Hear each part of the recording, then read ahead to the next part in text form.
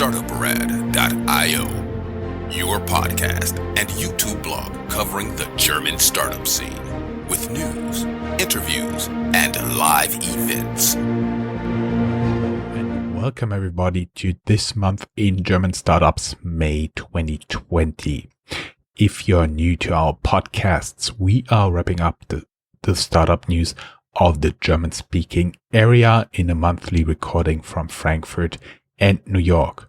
Have a look at our website www.startuprad.io or www.startup.radio, and you'll find the links to our recordings and the articles we are quoting from there. Some of the sources are in English, some are in German. You can reach out to us. There's an audience survey with Google Forms and, of course, directly to the hosts. Remember to like and subscribe here on YouTube or wherever you're listening to the audio podcast. With a bit of luck, you will be the 195,000th subscriber to our podcast. It's incredible. 195,000 subscribers. And of course, you can consider to support us on Patreon, patreon.com/startupradio.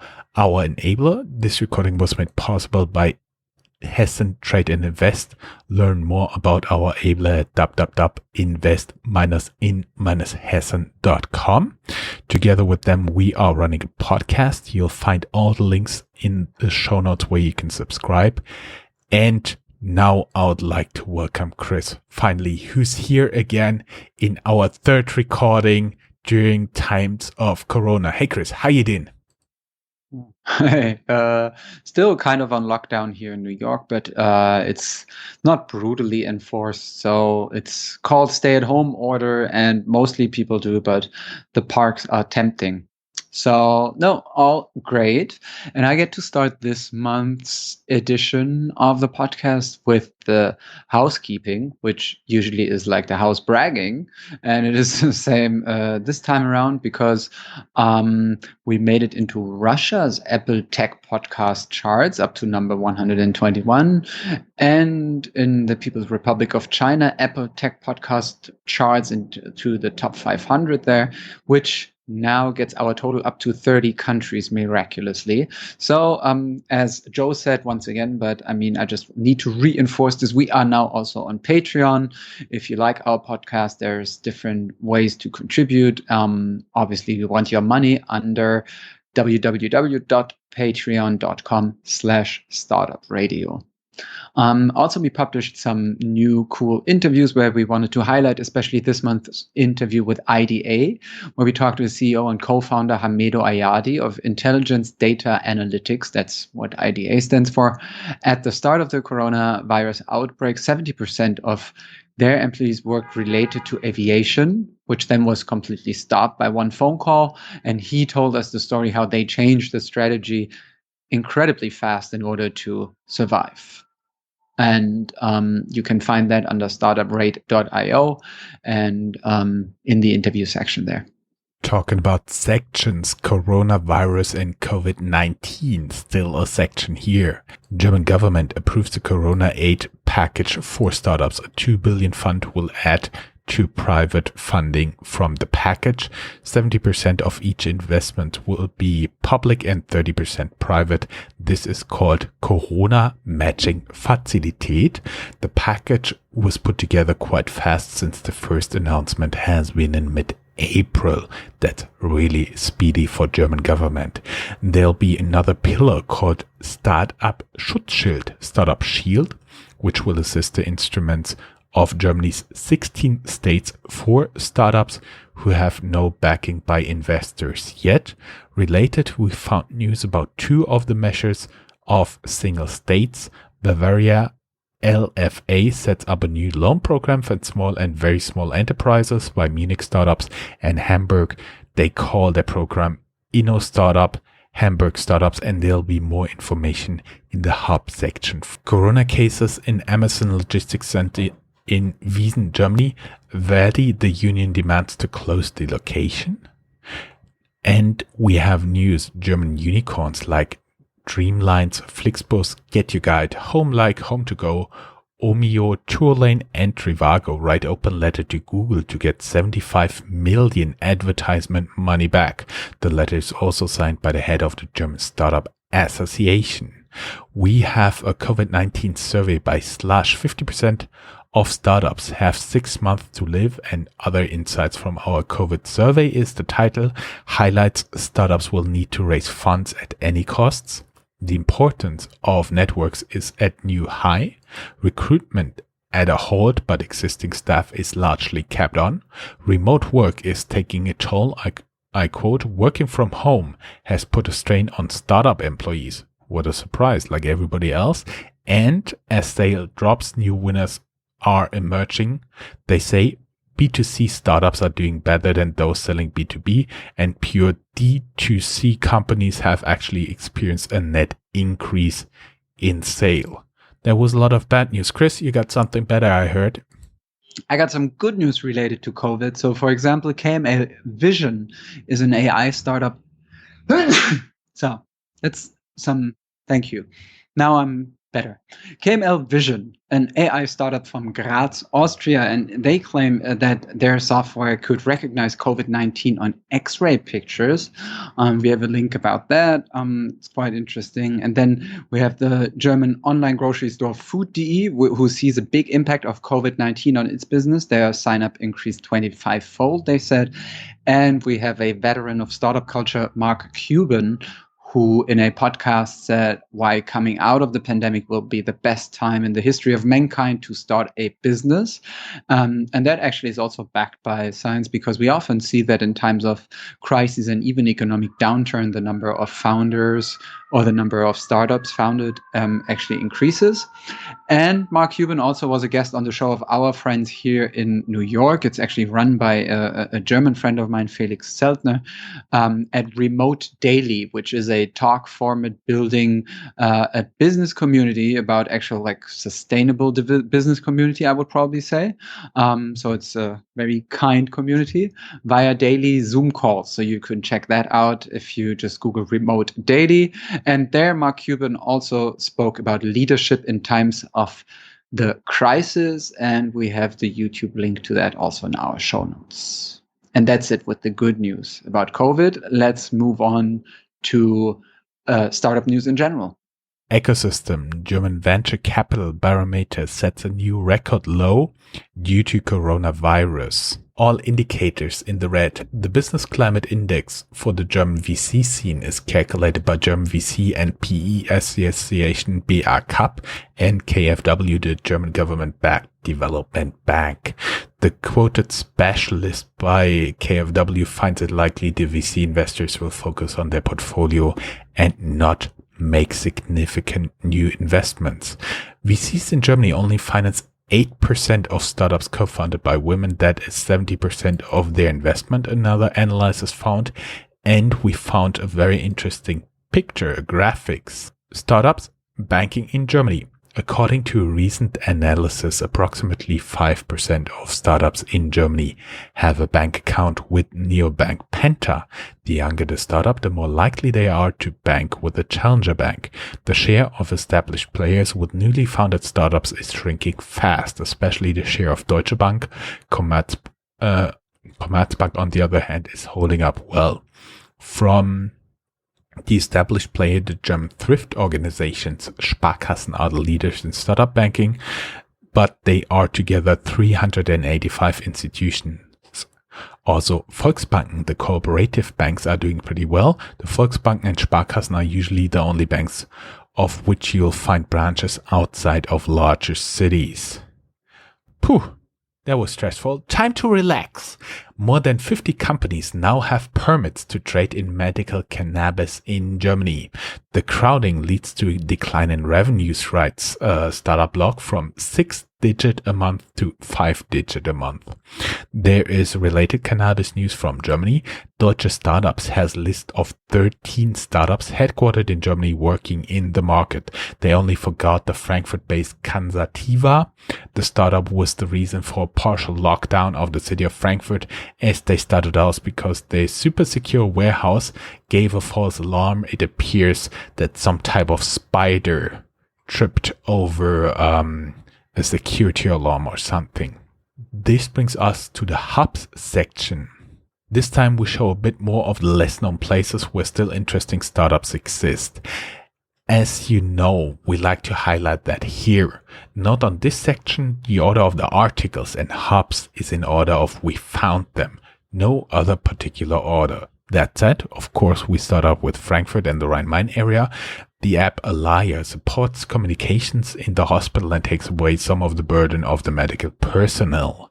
There is a webinar for the STEP program of the German-American Chamber of Commerce in New York City, which enables German startup to make a first step to New York, which will take, of course, place remotely on June 30th, 1400 to 1500 CET. You can register here, and startups from Hessen can apply for 1,500 euros funding for such a trip.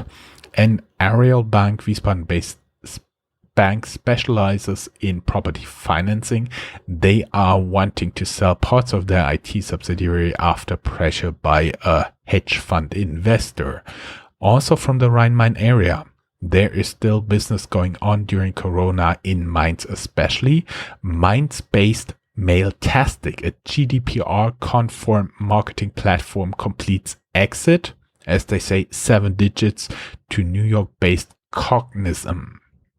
Munich am Mai, 7-digit venture capital investment for Arium, which helps to minimize errors in manufacturing process, reports Munich startups. And Wikimedia Germany starts an accelerator program called Unlock in Munich. All startups working towards an open knowledge society can apply. There is to the very north Hamburg. Hamburg-based Yoga Easy is booming like Netflix rights Hamburg startups. From what we understand, the principle is pretty easy and similar. It's basically streaming yoga courses. And as we promised before, Hamburger Corona Soforthilfe, HCS, is seen as a great success. Of the program, 25 million are earmarked for startups. HCS Inno, which already approved 2.3 million euros, writes the blog Hamburg Startups. Chris, you want to take the less known places? Yes, I actually do. So we, for example, go to Hanover, which is not far from where I lived in Germany before I moved to the US. And a company from Hanover called Frankbox, Frank with a Q, is part of an article at Deutsche Startups. Frankbox is a software in order to manage complaints and feedback.